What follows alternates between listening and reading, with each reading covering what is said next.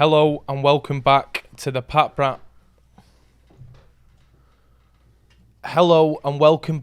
Dave Allen and Pat Brown podcast.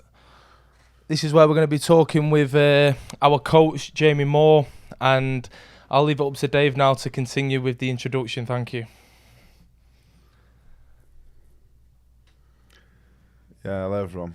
Episode 2.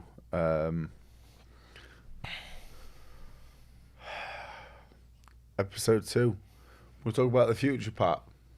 Let's go. Because yours won't last very fucking long.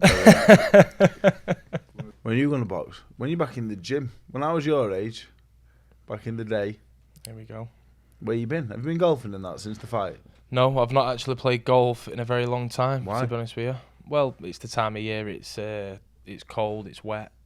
It's not the best condition to play golf. However, What do you play off? What's your handicap? let me finish. I am playing at the end of the month, which has been Where's booked in at the Belfry. Oh, really? It's a lovely course. Is Yeah. your dad sorted that?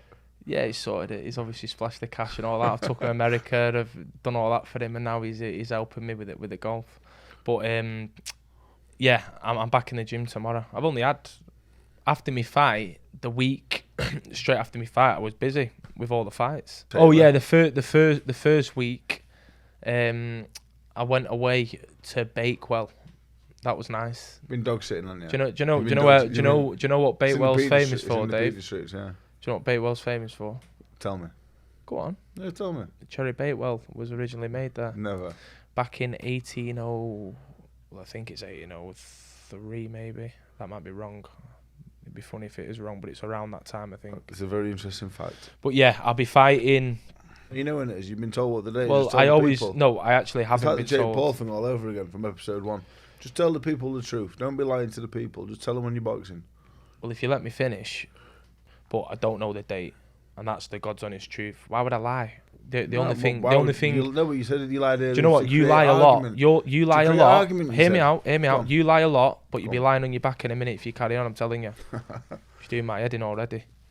Tell everyone about your situation and things going forward. Obviously, you've got a good few fighters under your belt, which you've had for some time now, but you're really getting them in the limelight, aren't you? You're getting them on the shows, and that's brilliant. I've said to people, obviously, the Dave Allen, the laugh and the joking and all that, but deep down, all you live for is for your boxers, and I do believe you enjoy that more than anything in the world. And my kids as well. Shout out my kids. Yeah, our Betty and Big Georgie boy. Yeah, man, and the dog. Back to boxing, because we're not talking about our personal lives and stuff like that. Who wants to do that? Not you. So, yeah, box obviously October 11th. Really good that. But Thank you very much. Yeah, it was a good one. It was sly, wasn't it? Yeah. I boxed October 11th. I got beat, and... Who are you fighting? Who am I fighting? Someone terrible. The worst opponent I can find. Who's that going to be? Whoever I can find. Come on, you must know. What's the date when you're fighting? I've just told you. Hopefully February 21st at Nottingham Yeah, Arena. okay. I know you're fighting. Someone useless, hopefully. Well, who? Why are you fighting someone useless, and what is the name? Say some names out. Come on. Some Bit money where your mouth is. It's not nice, is it, when someone puts it on you like this? I don't mind. If you shut the fuck up for 2 seconds. Well, there you go. Now you're having the taste of your own medicine. So. No, I'm ready to talk. Go on then. So yeah. So are you fighting then? Go on, tell me. Go on. Well, I don't know at the moment. But say a few names you would like to fight. Come on, get to the point. In an 8-rounder. Is that all you're doing? Yeah. Why would you go down? Pat, you got to do a 10-rounder. No, I don't have to do anything. No, I know you don't have to do anything, but who goes from... Mine was 6. What? Mine was 6. To be honest, yeah, I'll do it 10 because I'll get paid more money. Yeah, exactly. You don't want to do an 8-rounder. It's only going 1 anyway, so I did an 8-rounder in Belfast in my 4th fight. Let me just remember. Pat, your 4th fight, you drew in your 4th fight, didn't you? No, from what I remember. My 6. Did you get beat? No, I drew my 6th fight. You drew. Who was it against again? Palmer Nikolov. Yeah, good amateur actually. Yeah. But you went in the Olympics, right? And I had 10 amateur fights, so it was a bit different. Decent. Jumped the gun too early, you think? Probably, yeah. Yeah. I thought I was going to be a millionaire. You learned from it though, didn't you? Yeah, I learned from it, yeah. And that's all what the sport's about, learning and growing. When you headline, wherever I've headline, we'll talk about where have you headlined again? Tell everyone. O2. When was that? 2019, Lucas Brown. Right, nice. Copper box. You stopped him with a body shot, didn't you? Yeah, copper box. Career best stoppage, maybe? Copper box. Career best stoppage, or did you enjoy the Nick Webb thing that you boasted about on the weekend when you seen it? Headlines. What sort of guy knocks a guy out with... Hear me out, let me finish. Who does a windmill and knocks a guy out cold, and then when he rocks up, bearing in mind this is ringside, and he's like a jumping bunny rabbit, shouting him over, and he's winding him up, doing the overhand right. Nick Webb's over. I said, come over here. Yeah, you need to put the mic near your mouth. I just started walking over. I started throwing the overhand right as he's coming over, started doing that. Yeah, you did. But I listen, I laughed the first time, but you kept doing it, and I could see off the guy's face. To be fair, do you know what? He didn't. I was looking at him, and I was gonna shake it. I was looking at him, and I was gonna shake his hand and say hello, but he just.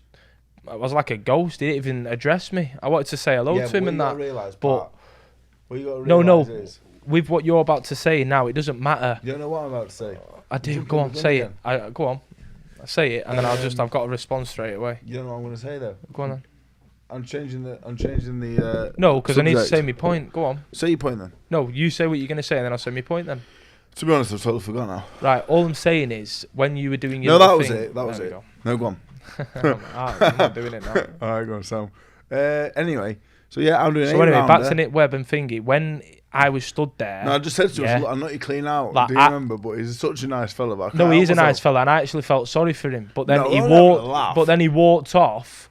And he didn't even say hello or anything to me. I was just stood there like a spec. It doesn't matter, but whoever I address in person, yeah, this is what I'm like. He thought you and Jacob were like just my. Listen, hear me out. Yeah, but I don't. That's what he thought. Can you let me finish? You look like John Travolta. Can you let me finish? John Travolta in Greece. Well, listen, you look like many things, mate. And if I'm getting compared to John Travolta, like that'd be the biggest compliment of your life if someone said that to you. So hear me out, Shrek. You're Kinnicky to my John Travolta. Can I just speak now? Stop it. So what I'm saying is, if I've gone up to someone, you got a 20-stone but I'm not going to ignore someone there and just walk off. When you're at the Spurs ground, you got a 20-stone man running round, throwing overhand rights at fresh air, pointing at you, saying, "Remember when I knocked you out?" Probably have to concentrate. Really, that's a good point. That's a good point, but that sums you up as a person. No, it was funny though. It was funny though. It was funny the first time, but you kept doing it, and I did feel sorry for him, to be honest. No, I thought that's like if you were heavyweight champion, in the world, and you had like 20 fights, 20 KOs, and you're absolutely wrecking, how bad it'd be then. You would be so bad. It would go to your head. Go to your head. No, but don't go to me because I've lost 8 times. I've been battered 6 times out of 8 as well. It don't matter. If I saw David Price, and he started like shadowboxing a jab, I'd go for a fair play, pretty good that. So I'm not bothered. Don't matter, does it? Like if I saw, would you say he's got the best jab you've come against? I don't think so. I didn't think he was a puncher, to be honest. If I saw Luis Ortiz and he started like saying I battered, have you boxed him as well? Yeah. To be fair, your resume, your hats off to you. Who have you boxed? Instead of cap on in the first one. Who have you boxed? Tell me you boxed. Who have you boxed? Dave. Our careers are completely different. I'm asking. Our careers are completely different. No, I'm not playing your games. Listen, I'm interviewing you. You're not interviewing me. No. There'd be no podcast if I didn't exist. There'd be no Pat Brown podcast, but I assure you there would be a Dave Allen podcast. Well, you asked me to be. No. I was asked and said, you know what, you can bring a mate if you want. I said, I'll bring Pat. That's what happened. Really? Yeah. Right. Well, how come I'm in the gaffer chair? You had 47 how followers. I'm in the gaffer chair? You had 47 followers on 30 points from McKay now. No, but so say thank you and move on. Say thank you and move on. Let me just take control. Say thank you and move on. Please let me finish. So, with all followers and all that, it means nothing to me. I don't care how many followers I've got. I've always be the same person. I don't judge someone. I don't judge someone who's got more followers because at the end of the day, I'm not an influencer. So I'm a boxer and I'm a fighter. Yeah, I'm a fighter. I'm not bothered. Whereas it goes to your head. You go hello everyone. I'm just letting you know. Screenshot 28 million views on my Instagram. I'm really proud of that. I'm really happy. Who gives a flying fuck about that? Seriously, it's very important actually. No, but who? It's very important. You love that in the industry that we're in. It's very important. Yeah, but I'm old school. I'm not like that. I'll do the talking in the ring. I think become world champion, but you'll be that world champion that goes. Right. Anyway, because we're running low on time, we'll introduce our coach, Jamie Moore. He's a brilliant man. He's helped us both out tremendously. Get out of his arse, man. Come on, Jamie. He's one hell of a fighter. Jamie Moore's one of them as well. He ain't about social media. He's known because he can have it. Not like Dave talking rubbish. Get out of his arse, man. Come over here. Hi, Jamie. And long time no see you all the time, but Let's just kick it off. What do you think of the man to your left? David. He's a fantastic gentleman. Known him for many years, and I'm over the moon that he asked me to help him out five and a half years ago, and I had no idea how it was going to go, and it's turned out to be a really nice, happy ending. There was a few little bumps along the way, but perseverance is key.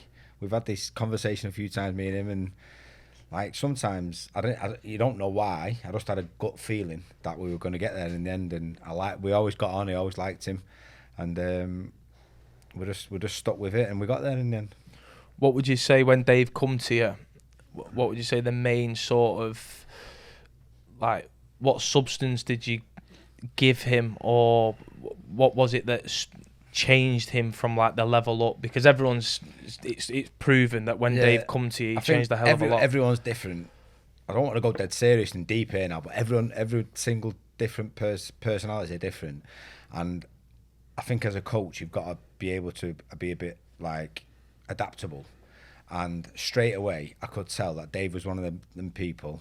He's not going to be told what to do, and it was obvious that he was talented, but if I started barking orders at him and saying, listen, this is the only way to do it is to do it this way, he was going to go like that, and he was going to go the other way. And it was a slow process, and gradually, and I in all honesty, I think it's about trust. I think he got to the point in the end where he was like, you know what, he's not doing this for money or any other reason, he's just trying to help me out, and I had his best interest at that. But it takes time to trust someone, takes time.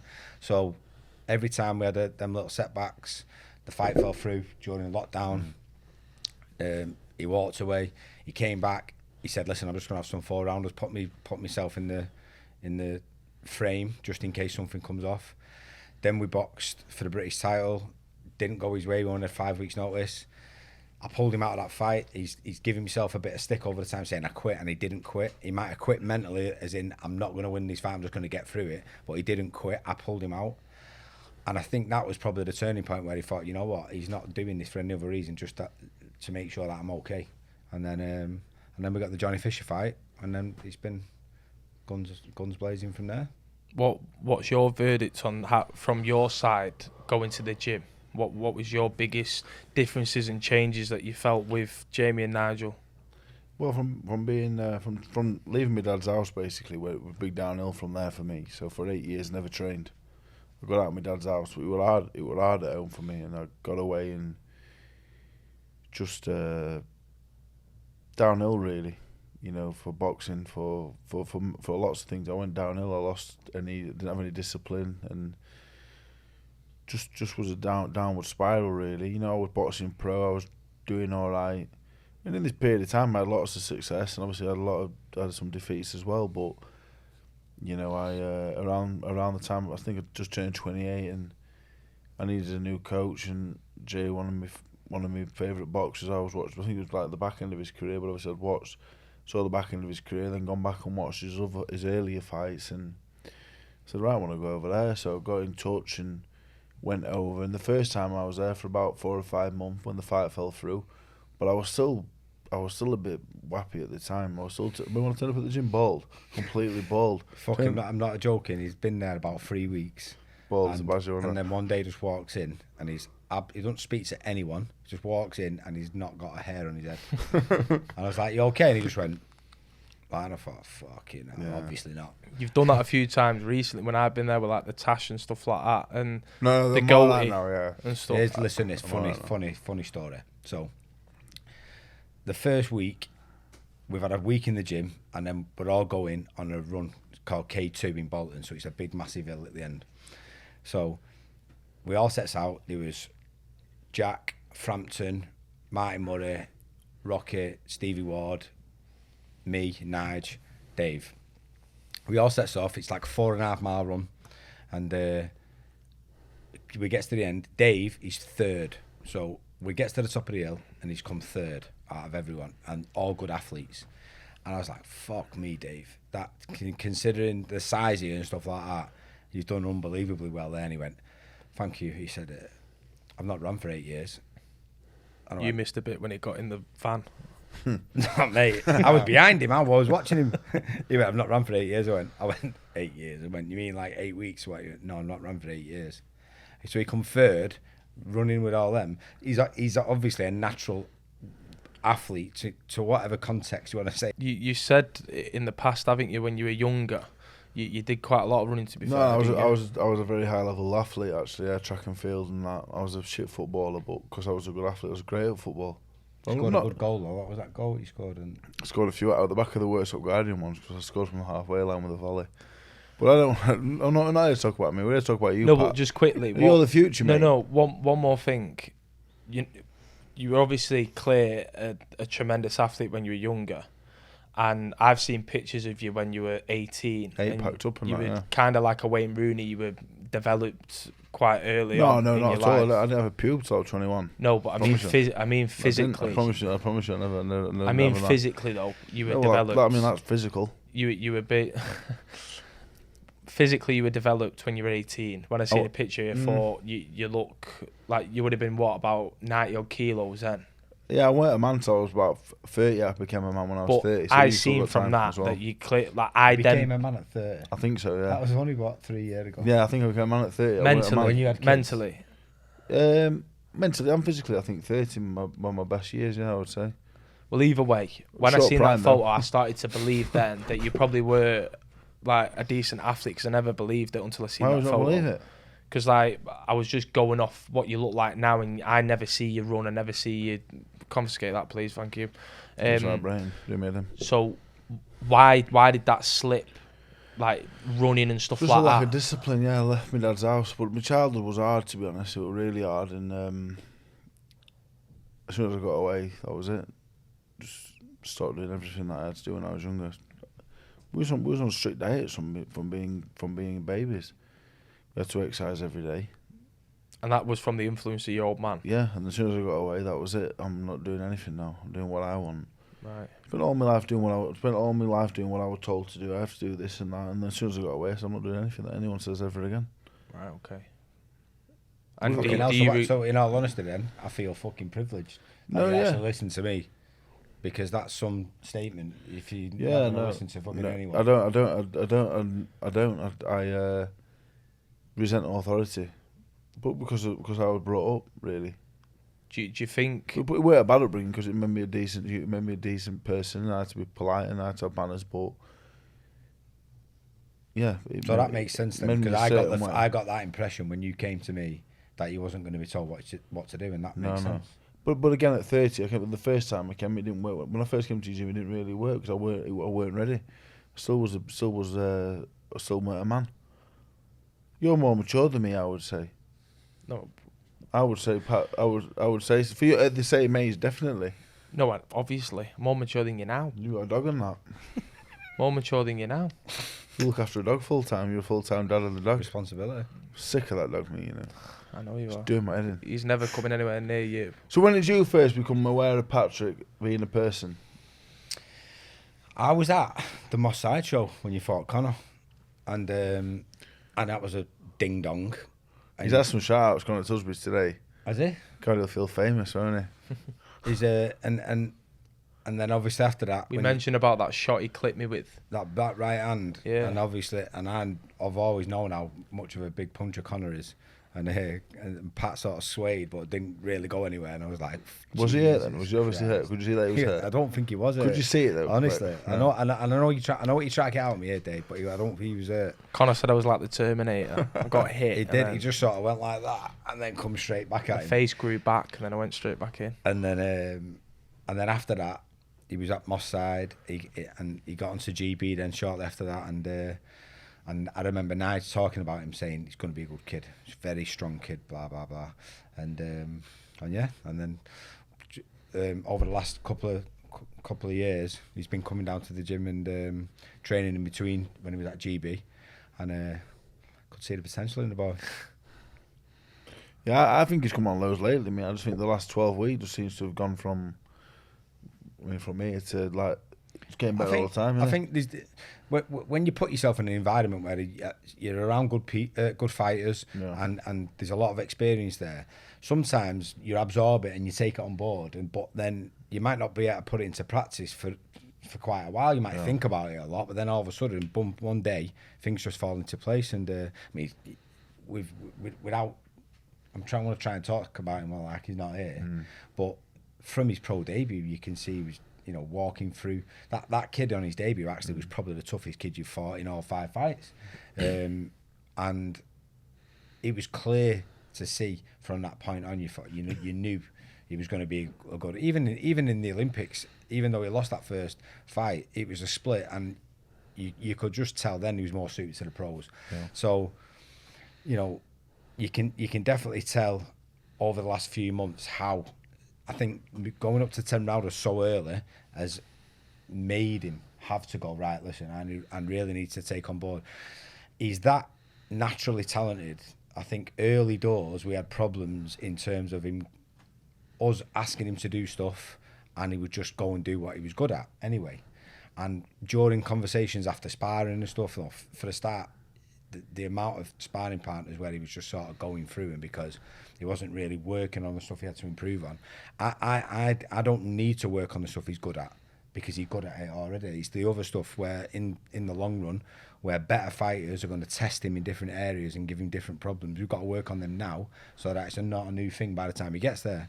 And at first he didn't really get it. It was just like, I'm going to go in there and win this spar and that's it. And I was like, I get what you're doing because it's like confidence building. But to get better, you've got to be mindful enough to take yourself out the stuff what you want to do and do what you have to do.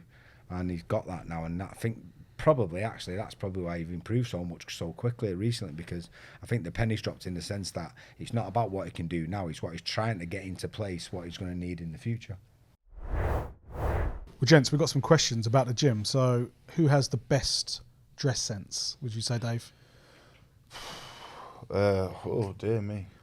In the gym, out of everyone? Yep.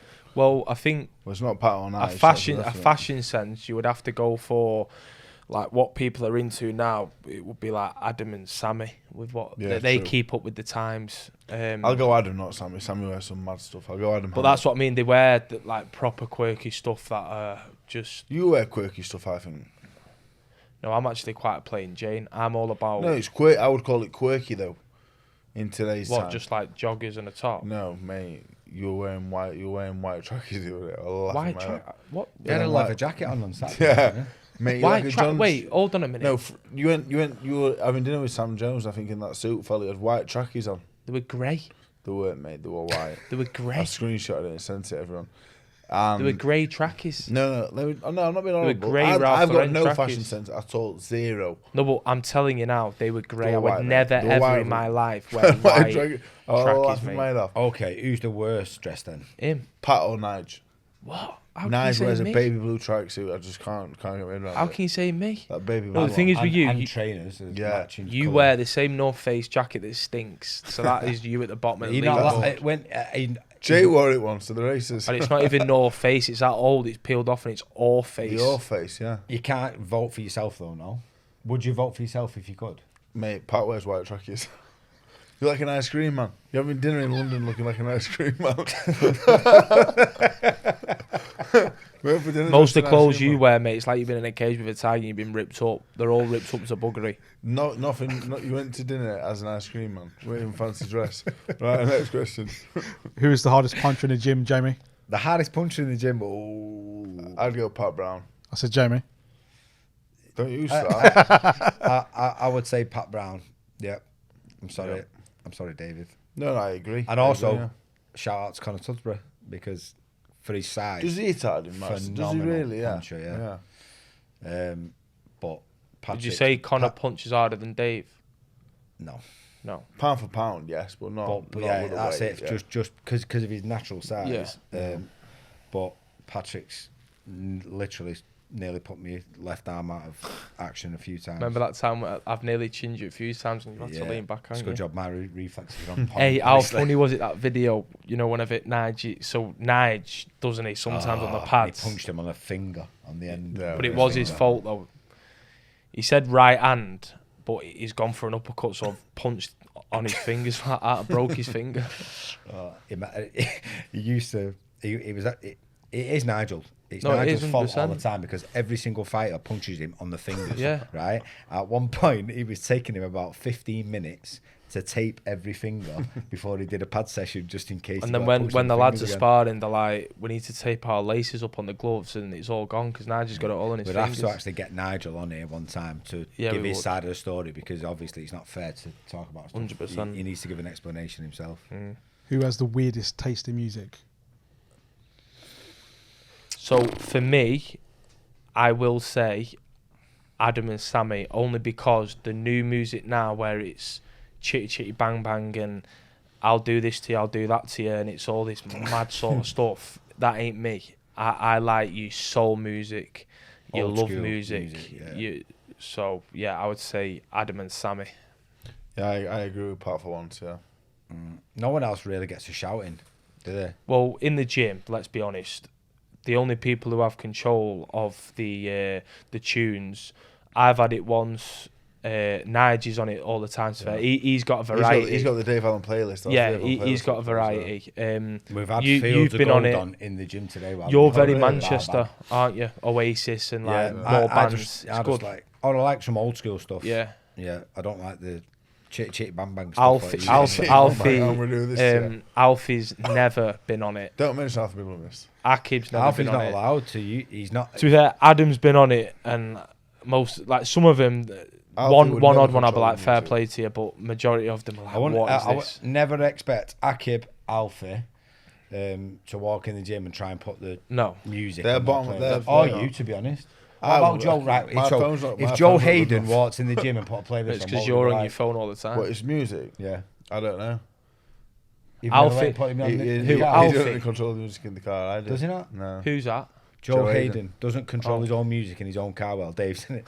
I just turn my Bluetooth straight on and just go to sleep. Right. So you're not listening to the music, you're asleep, but Joe still can't listen to his own music. Only time Joe has the music if I've got low battery. And I say, go on, Joe, put some music on, son. Who's the smartest in the gym? IQ.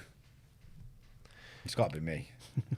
It's got to be me. So I'm in two minds here. So if we're doing a quiz, and like... Is this boxing IQ or just general IQ? General just in general. There's only one winner in the gym. I think a quiz, probably Dave. No, but I'm on about like this is mathematical skills are unbelievably Give good. me a country. Name me a country. Albania. Tirana. Thank you very much. Next. What's his capitals? Yeah, Tirana. Moldova. Mate, I said Tirana. Lithuania. Move on, I said. Lithuania. Luxembourg. Kazakhstan. Latvia. You didn't do that. Yeah, but you didn't do that one last time, did you? Astana. Right, next question. Who's the funniest in the gym? Come on. Can we have one that's not, the answer's not me, please?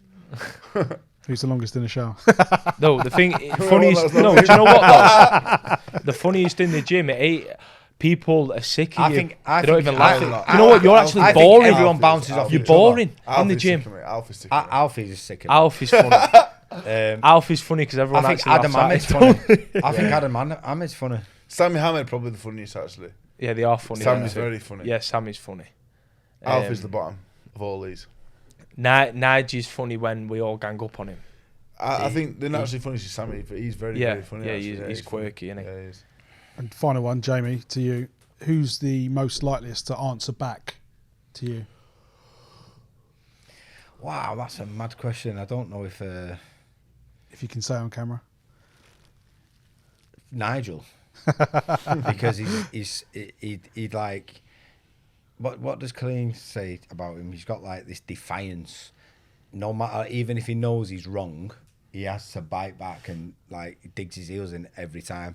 I don't think any of the boxers, like, they're all very respectful, which is nice. You know what I mean? I don't think I won't say answer back because I'm not really one of these guys who shouts and screams and does stupid things anyway. But Trav causes murders. I love him to bits, but he causes chaos sometimes. That's why his nickname's Captain Chaos, isn't it? He does get some shit nice like, doesn't he? Yeah, he does. He is on his phone a lot more than he's in the room in the gym. No, he come when you walk in the morning. He's always there first, and he's like slouched in the chair, and he's just got his head down, and he'll be on his phone like this. He'll be like that with his hat on, and then you walk in, he'll just go, "Right," and then look back down like that, and then you won't hear from him for ages, and then everyone be in the gym, he'll still be on his phone, and then as soon as he's done with his phone, then he'll get up, and then he'll start doing mad dancing, and he's in the room then. But when he's on his phone, he's never. What dance does he shows his dance? Oh, I can't do that. Come on, you good at his dance? No, I'm not. Come on. Dave's good at his dance. I don't even know what dance he does. He does. You got it off to a T though. Nah, I can't do that. Come on. No, I actually Come on, can't. what's up with you? I can't. I'm not getting peer pressured into this. I've already had him. And you know what he does as well? Today. Shadowboxing. He takes off everyone's shadowboxing. He's like mimics everyone's shadowboxing, and it's hilarious. It's perfect. Who, me or Nige? Yeah, you. Me. Nige. Yeah, I am. I was going to say because Nige is square of dogs. Nige couldn't punch out of a paper bag at the minute, could he? You know what? He actually, he's getting more active. I've seen him. He's starting to do a bit more shadowboxing than that. I'll tell you one thing with Nige though, mentally, he could take on anyone, couldn't he? Like, he doesn't care. He's tapped like that, isn't it? Absolutely. Like, he's not bothered who's in front of him. Do you know what? He was game as anything. Yeah. He was game as anything when he was fighting. But yeah, I can mimic our fighters in the gym, shadowing. Like Dave, obviously, it's not hard. He burps, he pulls faces, he sticks his tongue out, and then he's got a sloppy jab, and then just one big windmill that comes over every now and again.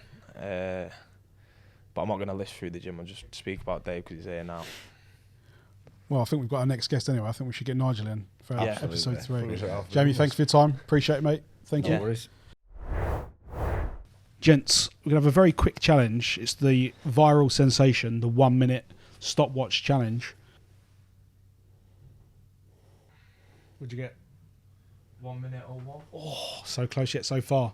2 more goes, Pat. See if you can do it. Oh, 2 more goals. So I've got it, get it bang on one. Yeah. 99. Oh, last one. Oh, 99 again. Oh, Dave, you get 3 attempts. You've got to use the same phone. So what have I got to do?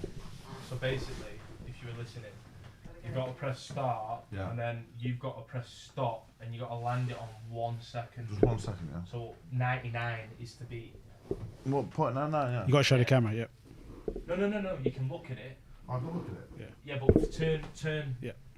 Right. Yeah, that's it. Okay. It's that one. Oh, shit. Oh, Pat Brown 2-0 up in the series. Well, that don't count. Right, to wrap up, guys, we've got a couple of fan questions for episode 2. Kenny Bray, Kenny Bray says, what's the best fight you've both seen live? Travis Dickinson, Matty Clarkson, Leeds Town Hall, I think it was, 2014. Unbelievable fight. A lot of people might have seen it, but it was really, really good. Pat? Mine would be Dave Allen, I'm only joking, Usyk and Dubois, Wembley Stadium. What? Best fight I've ever seen? Live. Oh, was it live? Oh, I was there actually, yeah, to be fair. Josh Ray 02 says, Pat, would you ever consider getting the famous war tattoo on your chest? Never, ever, ever. The day I'm getting a tattoo saying war, why on earth do I need to get a tattoo to show what I'm about? I don't need to prove it to anyone. He does have to keep... He puts war on his chest to remind himself he's got to go to war, because deep down he don't want to do it. I was 17 when I got it, and I'm not sure that's what I was thinking at the time. Conor Ray had a fight. Conor Ray 19. Now Usyk has dropped the belt. Who should Fabio's first defence be against? Dubois, I think. I think that'd be a great fight. Yeah, I agree. And last one is from Atif, who says, you two up in a street fight against White and Chisora, what happens? Listen, Chisora with a windmill would take anyone's head off me. Oh my God. Well, if Pat's not confident, I'm not either, to be honest. Thanks everyone for watching episode 2. I can't bring myself to ask you to like and subscribe, so if you want to do it, do it. If you don't want to, it's fine.